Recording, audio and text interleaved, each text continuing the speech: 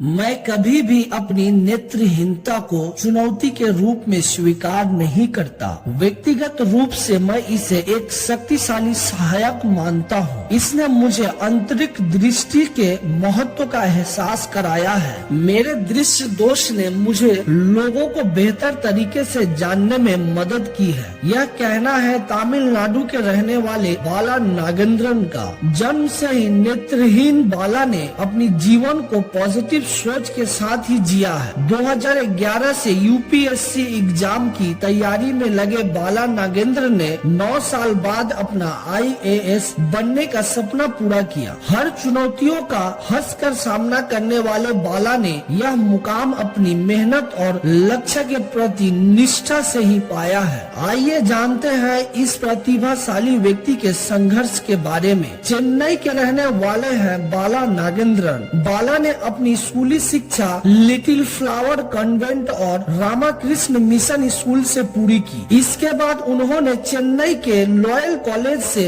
BCom की degree हासिल की। बाला के पिता भारतीय सेना से रिटायर है और वर्तमान में चेन्नई में टैक्सी चालक का काम करते हैं। उनकी माता एक हाउसवाइफ है। बाला बचपन से ही पढ़ाई में काफी तेज थे और उनके स्कूल के एक टीचर ने उन्हें आईएएस बनने के लिए प्रेरित किया था। लगातार 4 बार बाला नागेंद्रन ने यूपीएससी में फेल हुए, मगर उन्होंने हार नहीं मानी। गौतम बुद्ध कहते हैं जीवन में एकमात्र असफलता यह है कि व्यक्ति अपने ज्ञान पर अमल ना करे। बाला ने 2011 में यूपीएससी सिविल सेवा परीक्षा की तैयारी शुरू की। हालांकि उन्हें इस समय सभी किताबों को ब्रेल लिपि में परिवर्तन करने में कुछ मुश्किल आई, पर सपना पूरा करने की चाह ने उनके लिए सब आसान कर दिया। ब्रेल लिपि एक ऐसा बुक जो ब्लाइंड लोग छूकर वर्ड हो या नंबर हो उसका पता लगा लेते हैं। इसका आविष्कार 1821 में एक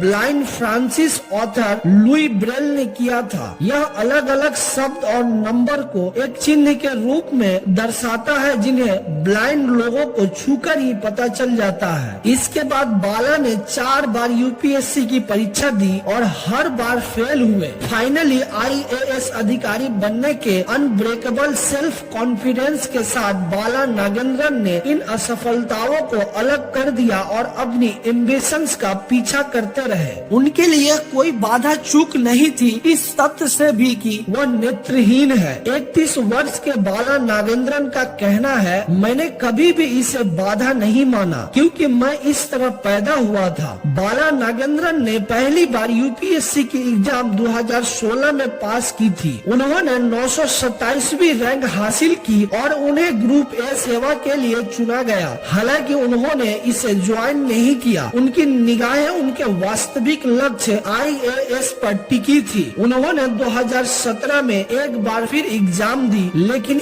एक नंबर के वजह से वह अपने लक्ष्य से चूक गए और फाइनली बाला नागेंद्रन ने 2019 में 9th अटेम्प्ट में यूपीएससी की एग्जाम पास करके पूरी दुनिया को दिखा दिए। अपनी सफलताओं पर बाला कहते हैं कि मुझ में आत्मविश्वास था लेकिन क्षमता की कमी थी, इसलिए उन्होंने 9 साल में एक दिन भी हार मानकर बैठ जाने के बारे में नहीं सोचा। हर अटेम्प्ट के साथ वह अपनी कमियों को सुधारते गए और 9 साल की कड़ी मेहनत के बाद यूपीएससी सिविल सेवा 2019 की परीक्षा में उन्होंने 659वीं रैंक हासिल की। बाला नागेंद्रन आईएएस अधिकारी आर्मस्ट्रांग पमे से प्रेरणा लेते हैं। आर्मस्ट्रांग पमे मणिपुर और नागालैंड को जोड़ने वाली 100 किलोमीटर की सड़क बनाने के लिए लोकप्रिय है। उन्होंने यह सड़क सरकार की इकोनॉमिक और वर्कर सहायता के बिना खुद से बनवाई थी। बाला आईएएस बनकर बच्चे के साथ हो रहे शोषण और अपराध को रोकने के लिए काम करना चाहते हैं। बाला का कहना है गरीबी, बेरोजगारी और अन्य सभी सोशल प्रॉब्लम्स मिटाने के लिए अच्छी शिक्षा ही एकमात्र उपाय है। मैं निश्चित रूप से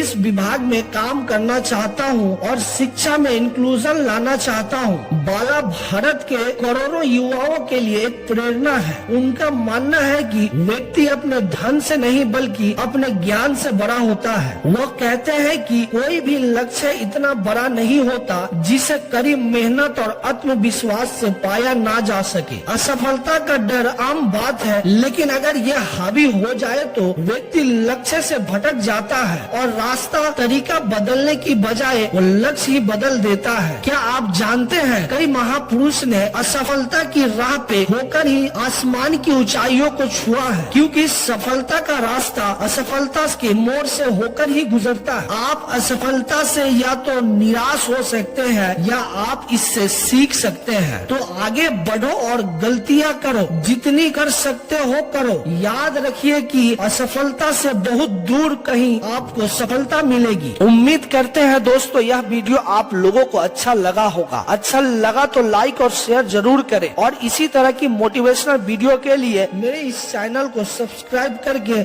मेरी उत्साह जरूर बढ़ाएं। धन्यवाद।